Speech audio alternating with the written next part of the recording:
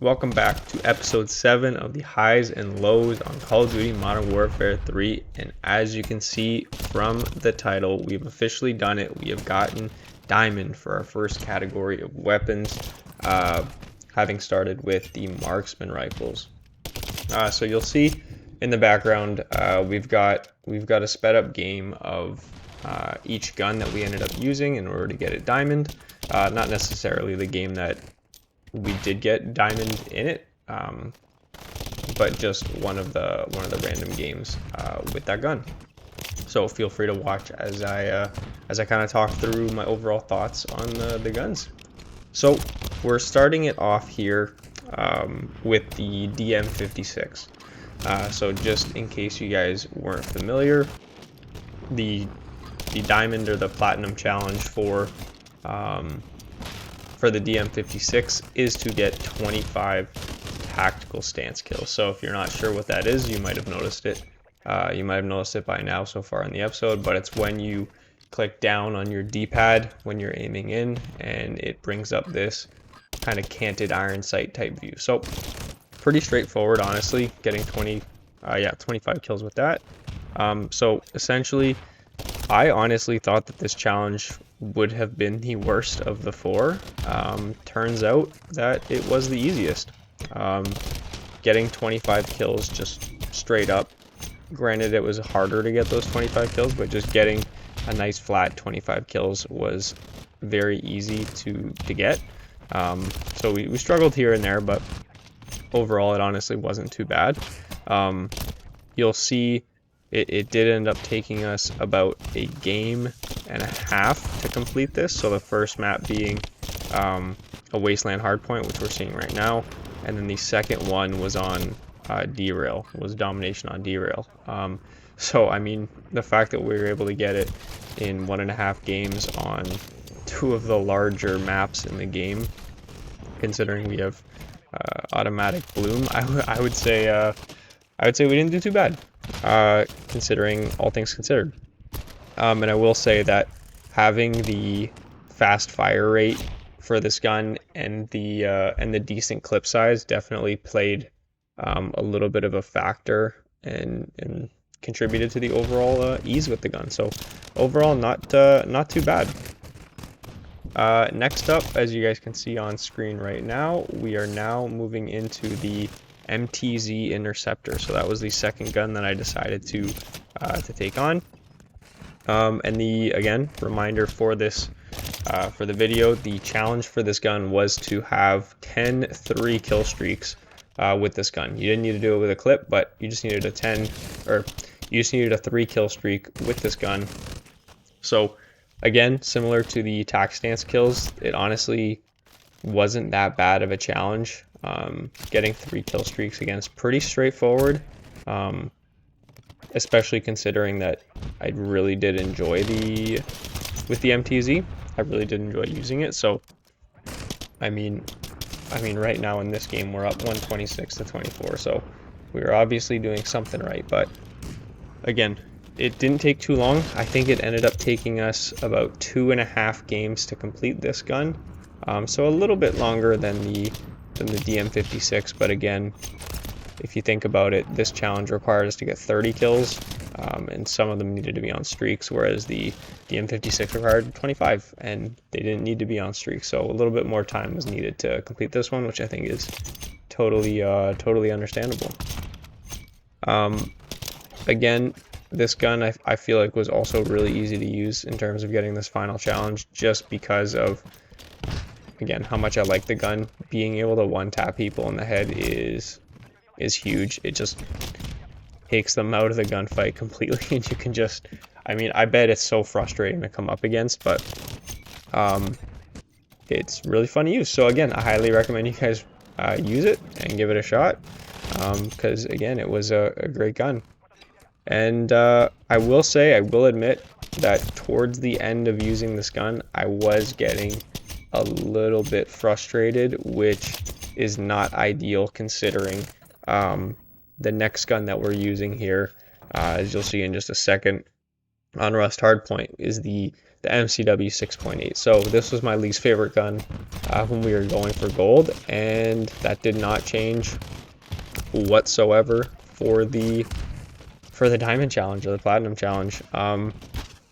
The challenge for this gun was to get 3 kills with 1 mag 15 times. So pretty much the last challenge, but on crack.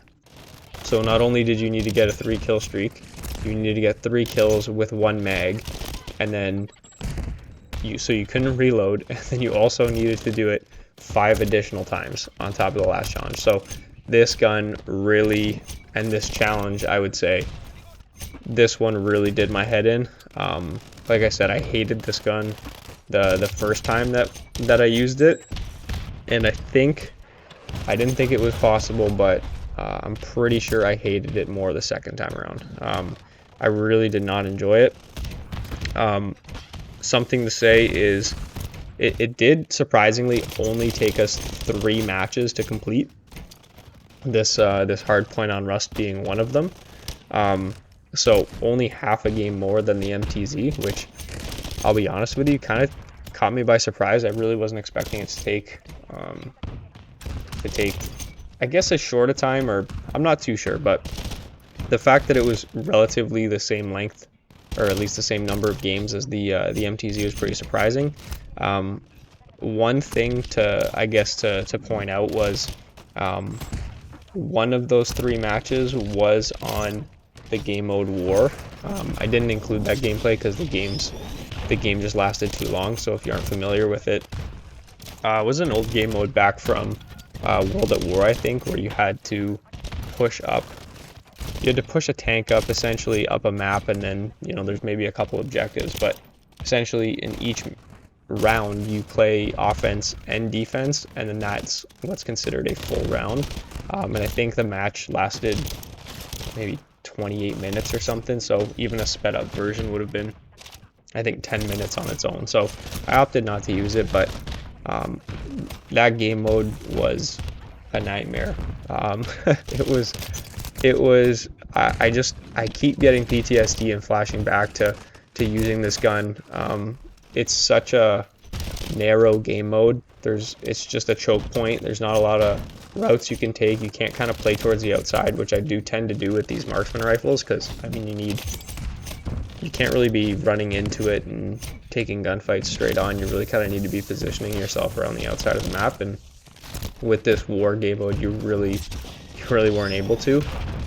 So it was just miserable with marksman rifles if you weren't already going for 3 kills with 1 mag 15 times. So I mean, by the end of it, my head was fully gone. I was completely tilted. Even just the regular death just absolutely pissed me off.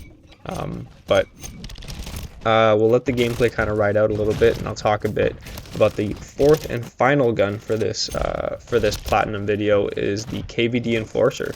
Now, you may or may not remember, but I absolutely loved this gun when we first did a video on it, as it was the first gold gun that we got.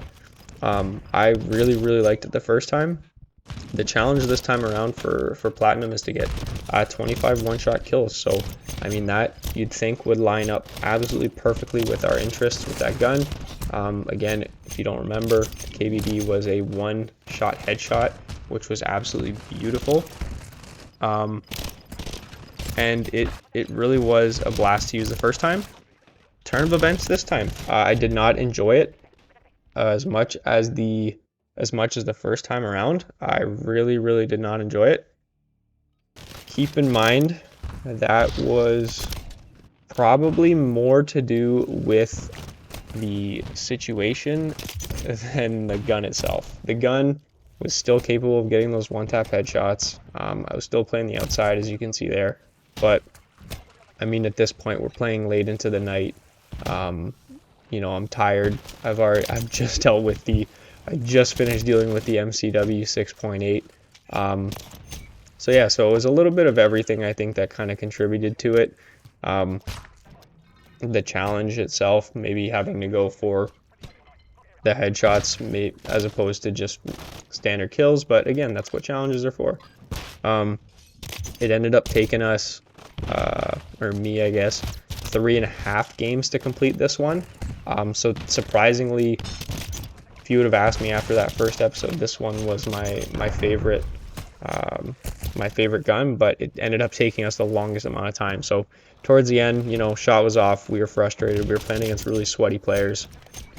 It was kind of tough. So, I mean, overall, guys, at the end of it all, I can confidently say that my rankings for these 4 guns is number 4.